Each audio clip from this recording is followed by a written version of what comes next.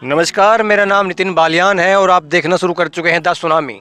इस वक्त मैं गाजीपुर बॉर्डर पर मौजूद हूं और किसान आंदोलन पे किस दिशा में जा रहा है और किसान आंदोलन आने वाले समय में क्या भूमिका इसके मोड़ लेगा, इस पर चर्चा करेंगे। हमारे साथ एक युवा हमारे साथ साथी मौजूद हैं। तो आप कहाँ से आए हैं और आपका नाम? मेरा नाम इमरान है। मैं उत्तर प्रदेश के सबसे पिछड़े इलाके बुंदेलखंड से आया हूँ।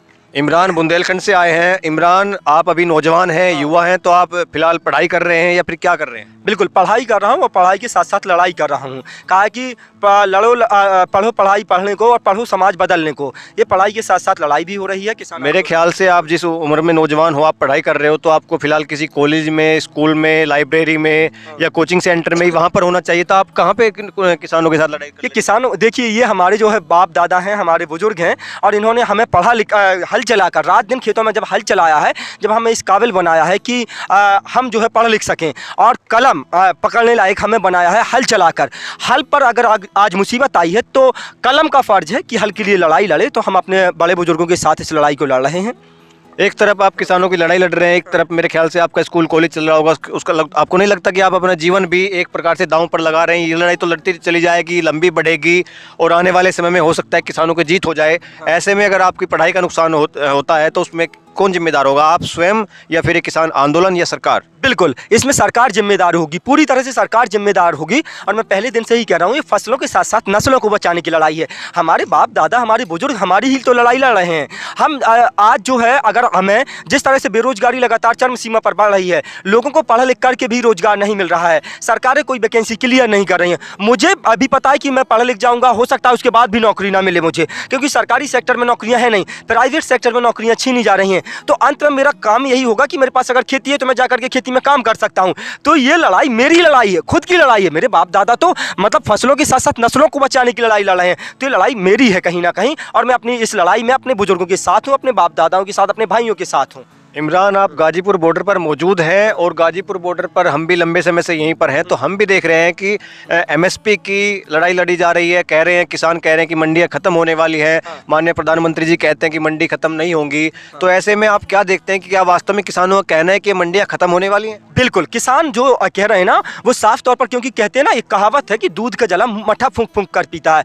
ये हमारे यहाँ कहावत है। जिस तरह से तमाम चीज़ों का हुआ है, आपने जो है निजीकरण किया, उसके बाद जो है ये तय हो जाता है। जिस तरह से आपने देखा होगा, तमाम टेलीकॉम कंपनियां आई, उसके बाद जो है BSNL भारत संचार निगम लिमिटेड अध्वस्त हो गई, खत्म हो गई। उसके बाद जो है अभी जो है तमाम सरकारी संस्थाओं का निजीकरण किया जा रहा है। तो उससे ये साफ, मंडियां किस प्रकार खत्म होगी, मैं उस पर बात करूं। मंडियां इस प्रकार से खत्म होगी कि मैं आपको बता देता हूं। जिस तरह से जो है अगर आप कानून को पढ़ेंगे तो उसमें FPTC एक जो है एक्ट है और उसमें जो है farmer produce trade and commerce है, वो साफ साफ कहता है कि जब जो है प्राइवेट सेक्टर को जो आप इतना बढ़ावा देंगे, प्राइवेट सेक्टर ही खरीद लेगा, तो सरकारी सेक्टर को जो है मिलेगा ही नहीं, खरीदने का मौका ही नहीं मिलेगा। और जो छोटे छोटे बिचौलियां हैं उनको खरीदने का मौका नहीं मिलेगा। 2-4 साल तक तो ये जो है आपकी फसलों को महंगा खरीदेंगे और उसके बाद ये जो है अपने मन मर्जी के दामों में खरीदेंगे।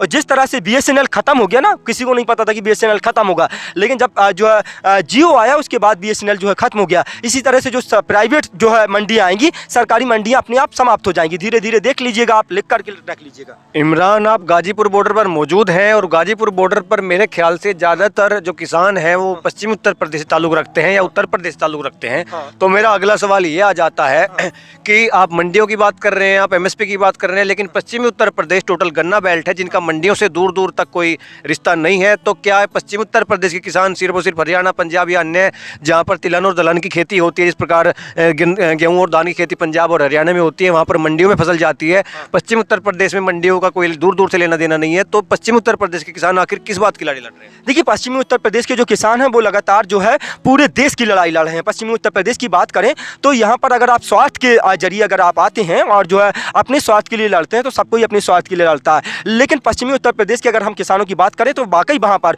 जो है FRP मिलता है किसानों को गन्ने पर, तो लगातार वो अगर, और वहाँ पर मुख्यतः जो फसल है वो गन्ना ही है, क्योंकि पूरा गन्ना बेल्ट है। लेकिन उसके बाद जो दलहनी और तिलहनी फसलें हैं, अगर हम उत्तर प्रदेश की बात करें या तमाम जो हिस्सों की बात करें या पंजाब की, तो ये पूरे देश की लड़ाई लड़ रहे हैं। और उसकी अगुवाई कर रहे हैं पश्चिमी उत्तर प्रदेश के किसान। ये बहुत बड़ी बात है, अपने आप में बहुत बड़ी बात है कि पश्चिमी उत्तर प्रदेश के किसान जो हैं, और जोर शोर से अगर हम यहाँ की बात करें तो यहाँ पर जो 99% पश्चिमी उत्तर प्रदेश का ही किसान है। अगर मैं बात करूँ जो है पूर्वांचल की या बात करूँ बुंदेलखंड की, वहाँ से बहुत कम लोग हैं। तो ये जो है पूरे देश की किसानों की लड़ाई लड़ी जा रही है, और ये मुझे बहुत खुशी होती है उन किसानों को कि जो है निस्वार्थ भाव से पूरे देश के किसानों की लड़ाई लड़ रही है। क्योंकि एमएसपी अगर लागू होगा वो हमारे लिए फ़ायदेमंद होगा, पूरे देश के लिए फ़ायदेमंद होगा। तो ये पश्चिमी उत्तर प्रदेश के किसान पूरे देश की लड़ाई लड़ रहे हैं। तो आपका कहना साफ साफ तौर पर ये है कि फिलहाल पश्चिम उत्तर प्रदेश में मंडियों का कोई ताल्लुक नहीं है, और पश्चिम उत्तर प्रदेश के किसान निस्वार्थ भाव से पूरे देश के किसानों की लड़ाई लड़ने का काम कर रहे हैं। आपका कहना ये है। चलो मान लिया जाए, लेकिन इसके बाद भी पश्चिम उत्तर प्रदेश के किसान एमएसपी पर कानून बनाओ इसकी मांग कर रहे हैं। माननीय राकेश टिकैत जी ने कई बार कहा है, तो क्या वो भी निस्वार्थ भाव से पूरे देश की लड़ाई इसमें एकजुट हो चुकी है? देखिए पूरे देश की लड़ाई एकजुट हो चुकी है। अब पूरा हम जो है हर मोर्चे पर पूरा देश खड़ा हो चुका है। ये किसानों का आंदोलन नहीं है, जन जन का आंदोलन बन चुका है, जनता का आंदोलन बन चुका है। और जिस तरह से जो है एमएसपी है, हालांकि मैं पश्चिमी उत्तर प्रदेश गन्ना बेल्ट जरूर है, लेकिन कुछ जो है हिस्सों में गेहूं की भी खेती होती होगी और तमाम जो फसलें होती होंगी, तो जाहिर सी बात है उस पर भी एमएसपी होना चाहिए। और लगातार एमएसपी की जो लड़ाई है पूरे देश की लड़ाई है, सिर्फ एक की नहीं। अगर हम बात करें इस तरह से पंजाब में भी एमएसपी मिलता था, हरियाणा और पंजाब के लोग तो कई फसलों पर एमएसपी ले लेते हैं, लेकिन फिर भी वो एमएसपी की लड़ाई लड़ रहे हैं, फिर भी वो जो है तीनों कृषि कानूनों की लड़ाई लड़ रहे हैं। तो ये लड़ाई पूरे देश की लड़ाई बन चुकी है। किसी एक राज्य इमरान, आपने एक भारतीय जनता पार्टी का स्टेटमेंट पढ़ा होगा, उसमें उनके जो पश्चिम उत्तर प्रदेश के खासकर जाट नेता हैं, उन्हें कहा है कि क्या आप चंद नेताओं से पूरे पश्चिम उत्तर प्रदेश के किसानों को नहीं रोका जा रहा है।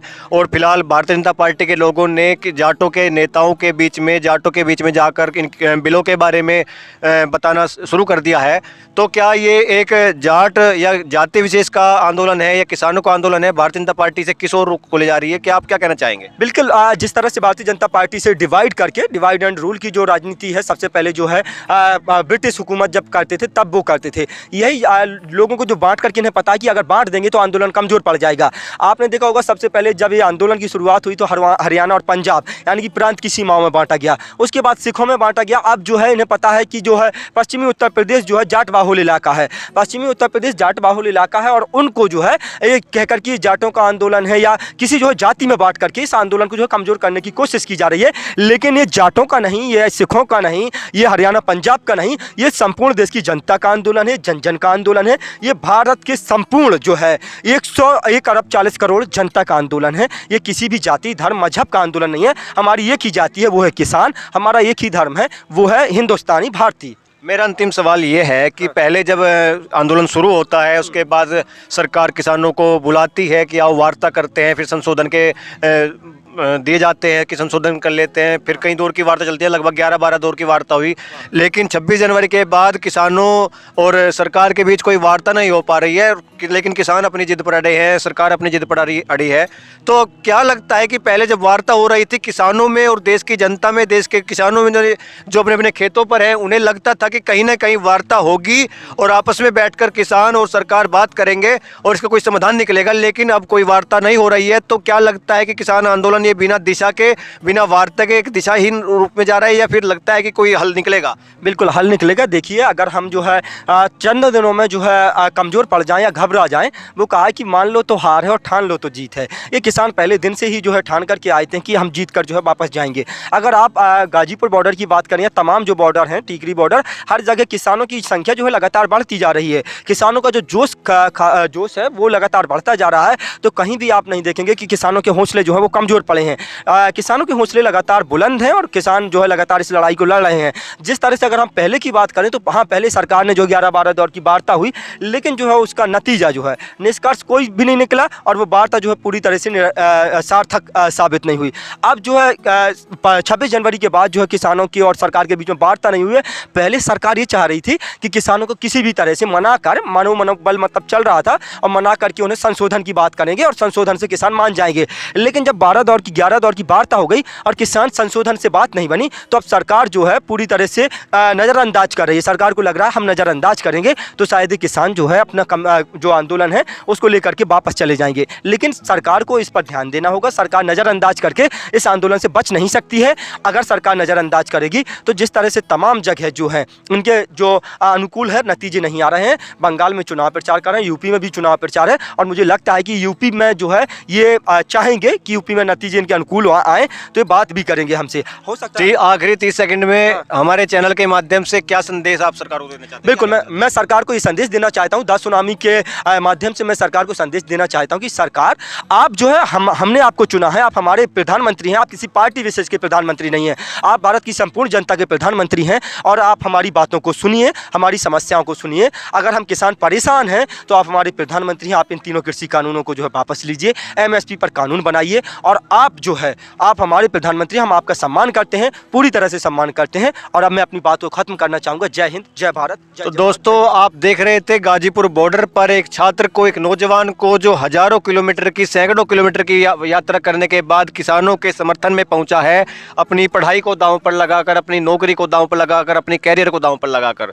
जो लोग कह रहे थे कि यहाँ पर चंद जिलों का और कुछ ही जाति विशेष का आंदोलन है, तो मैं बताना चाहता हूँ कि इमरान धर्म से मुस्लिम है और इनका कहना है कि मेरा धर्म, मेरी जाति सिर्फ और सिर्फ इंसानियत है और मैं किसानों के साथ, अपने बाप दादाओं चाचा ताऊओं के साथ हूँ। और मेरा आप सभी से यही निवेदन है कि आप लोग इस किसान आंदोलन के बारे में हमारे चैनल द सुनामी के माध्यम से देखते रहिए और हमारे चैनल को सब्सक्राइब करें, लाइक करें और इस किसान आंदोलन के बारे में आपके क्या विचार हैं कमेंट बॉक्स के जरिए हमें ज़रूर दें। धन्यवाद। जय हिंद।